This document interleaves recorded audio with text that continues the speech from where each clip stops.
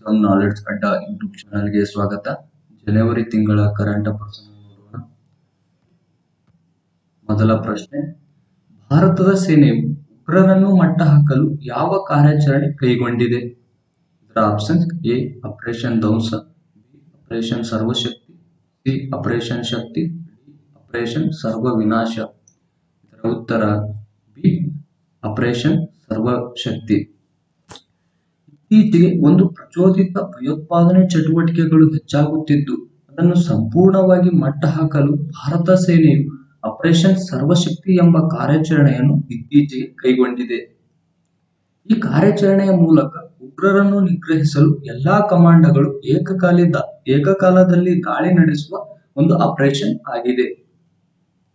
ಅದೇ ರೀತಿ ಈ ಕಾರ್ಯಾಚರಣೆ ಕೈಗೊಂಡ ಭೂಸೇನೆಯ ಕುರಿತು ಇದು ಸ್ಥಾಪನೆಯಾಗಿದ್ದು 1895ರಲ್ಲಿ ಬ್ರಿಟಿಷರ ಕಾಲದಲ್ಲಿ ಈ ಭೂಸೇನೆಯನ್ನು ಸ್ಥಾಪನೆ ಮಾಡಲಾಯಿತು.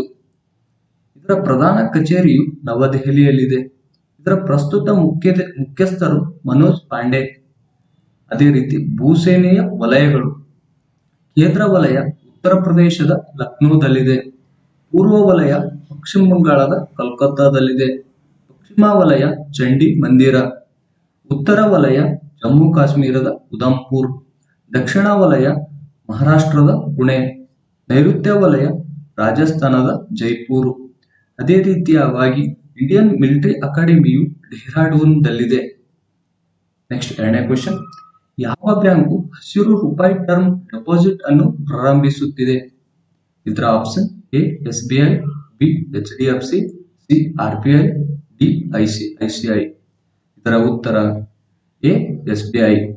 ಇತ್ತೀಚೆಗೆ SBIಯು ಒಂದು ಗ್ರೀನ್ ರೂಪಾಯಿ ಟರ್ಮ್ ಡೆಪಾಸಿಟ್ ಎಂದು ಕರೆಯಲ್ಪಡುವ ಒಂದು ವಿಶೇಷ ಸ್ಥಿರ ಠೇವಣಿ ಯೋಜನೆಯನ್ನು ಪರಿಚಯಿಸಿದೆ. ಈ ಯೋಜನೆಯಿಂದ ಪರಿಸರ ಸ್ನೇಹಿ ಯೋಜನೆಗಳನ್ನು ಬೆಂಬಲಿಸಲು ಒಂದು ಮೀಸಲಾದ ಹಣವನ್ನು ಸಂಗ್ರಹಿಸುವ ಗುರಿಯನ್ನು SBI ಬ್ಯಾಂಕ್ ಹೊಂದಿದೆ. ಭಾರತದಲ್ಲಿ ಹಸಿರು ಹಣಕಾಸು ಪರಿಸರ ವ್ಯವಸ್ಥೆಗೆ ಅಭಿವೃದ್ಧಿಗೆ ಕೊಡುಗೆ ನೀಡುವ ಒಂದು ಯೋಜನೆಯಾಗಿದೆ. ನೆಕ್ಸ್ಟ್ SBI ಬ್ಯಾಂಕ್ ಕುರಿತು. SBI ಎಂದರೆ ಸ್ಟೇಟ್ ಬ್ಯಾಂಕ್ ಆಫ್ ಇಂಡಿಯಾ. ಇದು 1921ರಲ್ಲಿ ಇಂಪೀರಿಯಲ್ ಬ್ಯಾಂಕ್ ಆಫ್ ಇಂಡಿಯಾ ಎಂಬ ನಾಮಕರಣದೊಂದಿಗೆ ಭಾರತದಲ್ಲಿ ಸ್ಥಾಪನೆಯಾಯಿತು. ಇದಕ್ಕೆ ಸ್ವಾತಂತ್ರ್ಯದ ನಂತರ 1955ರಲ್ಲಿ SBI ಎಂದು ನಾಮಕರಣಗೊಂಡಿತ್ತು. SBIಯು 1956ರಲ್ಲಿ ರಾಷ್ಟ್ರೀಕರಣಗೊಂಡಿತ್ತು. ಇದರ ಪ್ರಧಾನ ಕಚೇರಿಯು ಮಹಾರಾಷ್ಟ್ರದ ಮುಂಬೈಯಲ್ಲಿದೆ. ಪ್ರಸ್ತುತ SBI ಬ್ಯಾಂಕು ಒಂದು ಸಾರ್ವಜನಿಕ ವಲಯದ ಬ್ಯಾಂಕ್ನಲ್ಲಿ ಭಾರತದ ಅತಿ ದೊಡ್ಡ ಬ್ಯಾಂಕ್ ಆಗಿದೆ. ನೆಕ್ಸ್ಟ್ ಮೂರನೇ ಕ್ವೆಶ್ಚನ್, IIT ಮದ್ರಾಸ್ನ ಪ್ರಸ್ತಾವಿತ ಹೊಸ ಕ್ಯಾಂಪಸ್ ಅನ್ನು ಎಲ್ಲಿ ಸ್ಥಾಪಿಸಲು ನಿರ್ಧರಿಸಲಾಗಿದೆ? ಇದರ ಆಪ್ಷನ್ ಎ ಚೆನ್ನೈ ಭಾರತದಲ್ಲಿ, ಬಿ ಕೊಲಂಬೋ ಶ್ರೀಲಂಕಾದಲ್ಲಿ, ಸಿ ಕ್ಯಾಂಡಿ ಶ್ರೀಲಂಕಾದಲ್ಲಿ, ಡಿ ಮುಂಬೈ ಭಾರತದಲ್ಲಿ. ಇದರ ಉತ್ತರ ಸಿ ಕ್ಯಾಂಡಿ ಶ್ರೀಲಂಕಾದಲ್ಲಿ. ಇತ್ತೀಚೆಗೆ ಭಾರತದ ಪ್ರಮುಖ ಎಂಜಿನಿಯರಿಂಗ್ ಸಂಸ್ಥೆಯಾದ Indian institute of technology Madras ಶ್ರೀಲಂಕಾದ ಕ್ಯಾಂಡಿಯಲ್ಲಿ ತನ್ನ ಹೊಸ ಕ್ಯಾಂಪಸ್ ಅನ್ನು ಸ್ಥಾಪಿಸುವ ಮೂಲಕ ತನ್ನ ಪರದೆಯನ್ನು ಇನ್ನೂ ವಿಸ್ತರಿಸಲು ಸಜ್ಜಾಗಿದೆ. ಅದೇ ರೀತಿ IIT ಮದ್ರಾಸ್ ಕುರಿತು. ಇದರ ಪ್ರಧಾನ ಕಚೇರಿಯು ತಮಿಳುನಾಡಿನ ಚೆನ್ನೈನಲ್ಲಿ ಇದೆ. ಇದು ಸ್ಥಾಪನೆಯಾಗಿದ್ದು 1959. ಇದರ ಪ್ರಸ್ತುತ ಅಧ್ಯಕ್ಷರು ಪವನ್ ಕುಮಾರ್ ಗೋಯಕ್. ಈ IIT ಮದ್ರಾಸು ಭಾರತದ 3ನೇ IIT ಆಗಿದೆ. ಅದೇ ರೀತಿಯಾಗಿ ಭಾರತದಿಂದ ಆಚೆಗೆ ಮೊದಲ ಕ್ಯಾಂಪಸ್ ಅನ್ನು ತಾಂಜಾನಿಯಾದ ಜಂಜಿಬಾರದಲ್ಲಿ IIT ಮದ್ರಾಸು ಮೊದಲ ಕ್ಯಾಂಪಸ್ ಅನ್ನು ಸ್ಥಾಪಿಸಿತ್ತು. ಇದೊಂದು ಕಡಲಾಚೆಯ ಕ್ಯಾಂಪಸ್ ಅನ್ನು ತೆರೆದಿತ್ತು. ನೆಕ್ಸ್ಟ್ ನಾಲ್ಕನೇ ಕ್ವೆಶ್ಚನ್, ಅಂತಾರಾಷ್ಟ್ರೀಯ ಒಂಟೆ ಉತ್ಸವವನ್ನು ಭಾರತದ ಯಾವ ನಗರದಲ್ಲಿ ಪ್ರಾರಂಭಿಸಲಾಯಿತು? ಇದರ option A Jaipur, B Bikaneri, C Surat, D Indore. ಇದರ ಉತ್ತರ ಬಿ ಬಿಕನೇರಿ.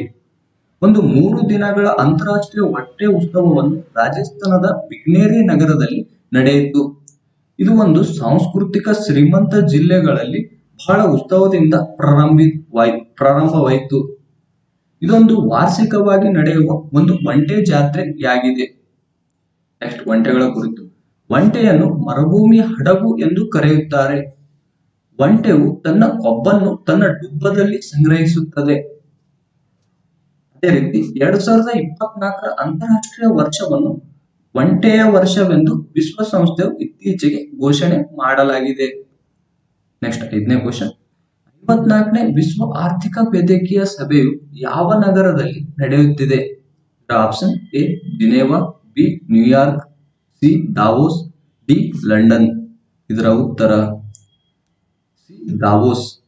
ಇತ್ತೀಚೆಗೆ ದಾವೋಸ್ನಲ್ಲಿ ವರ್ಲ್ಡ್ ಎಕನಾಮಿಕ್ ಫೋರಂನ ವಾರ್ಷಿಕ ಸಭೆಯು ಒಂದು ಜಾಗತಿಕ, ಪ್ರಾದೇಶಿಕ ಮತ್ತು ಉದ್ಯಮದ ಕಾರ್ಯಸೂಚಿಯನ್ನು ರೂಪಿಸಲು ಈ ಸಭೆಯನ್ನು ನಡೆಸಲಾಗುತ್ತಿದೆ. ಅದೇ ರೀತಿ WEF ಕುರಿತು ಇದು ಸ್ಥಾಪನೆಯಾಗಿದ್ದು 1971ರಲ್ಲಿ. ಇದರ ಪ್ರಧಾನ ಕೇಂದ್ರ ಕಚೇರಿಯು ಸ್ವಿಟ್ಜರ್ಲ್ಯಾಂಡಿನ ಕಲ್ಲೋನದಲ್ಲಿದೆ. ಇದರ ಸ್ಥಾಪಕರು ಕ್ಲಾಸ್ ಶ್ವಾಬ್. ನೆಕ್ಸ್ಟ್ 6ನೇ ಕ್ವಶನ್. ಆಪರೇಷನ್ ಅಮೃತ್ ಕಾರ್ಯಕ್ರಮವನ್ನು ಆರಂಭಿಸಿದ ಭಾರತದ ಮೊದಲ ರಾಜ್ಯ ಯಾವುದು? ಇದರ option A Madhya Pradesh, B Kerala, C Uttar Pradesh, D Himachal Pradesh. ಇದರ ಉತ್ತರ ಕೇರಳ. ಇತ್ತೀಚೆಗೆ ಆಂಟಿಬಯೋಟಿಕ್ಗಳ ಅತಿಯಾದ ಬಳಕೆಯನ್ನು ತಡೆಗಟ್ಟಲು ಕೇರಳದ ಔಷಧ ನಿಯಂತ್ರಣ ಇಲಾಖೆಯು ಇತ್ತೀಚೆಗೆ ಇದೊಂದು ಆಪರೇಷನ್ ಅಮೃತ್ ಎಂಬ ಒಂದು ಕಾರ್ಯಕ್ರಮವನ್ನು ಪ್ರಾರಂಭಿಸಿತ್ತು. ಅದೇ ರೀತಿ ಕೇರಳದ ರಾಜಧಾನಿ ತಿರುವನಂತಪುರಂ. ನೆಕ್ಸ್ಟ್ 7ನೇ ಕ್ವಶನ್. ಡೆನ್ಮಾರ್ಕ್ನ ರಾಜನಾಗಿ ಇತ್ತೀಚೆಗೆ ಅಧಿಕಾರ ವಹಿಸಿಕೊಂಡವರು ಯಾರು? ಇದರ ಉತ್ತರ ಪೆಡ್ರಿಕ್. ಇತ್ತೀಚೆಗೆ ಒಂದು ಡೆನ್ಮಾರ್ಕ್ನ ರಾಣಿಯಾದ ಮಾರ್ಗರೀತ್ ಅವರು ತಮ್ಮ ಅಧಿಕಾರವನ್ನು ರಾಜೀನಾಮೆ ನೀಡಿದಕ್ಕೋಸ್ಕರ ಡೆನ್ಮಾರ್ಕ್ನ 10ನೇ ರಾಜನಾಗಿ ಪೆಡ್ರಿಕ್ ಅವರು ಆಯ್ಕೆಯಾಗಿದ್ದಾರೆ. ನೆಕ್ಸ್ಟ್, ಈ ಡೆನ್ಮಾರ್ಕ್ನ ರಾಜಧಾನಿ ಕೋಪೆನ್ಹೇಗನ್. ಇದರ ಕರೆನ್ಸಿಯು ಡ್ಯಾನಿಶ್ ಕ್ರೋನ್. ಇದರ ಪ್ರಸ್ತುತ ಪ್ರಧಾನಿ ಮ್ಯಾಟಿ ಪೆಡ್ರಿಕ್ ರಿಕ್ಸನ್. ಅದೇ ರೀತಿ ಡೆನ್ಮಾರ್ಕ್ನಲ್ಲಿ ಇದುವರೆಗೂ ರಾಜಪ್ರಭುತ್ವ ಸರ್ಕಾರ ಇದೆ.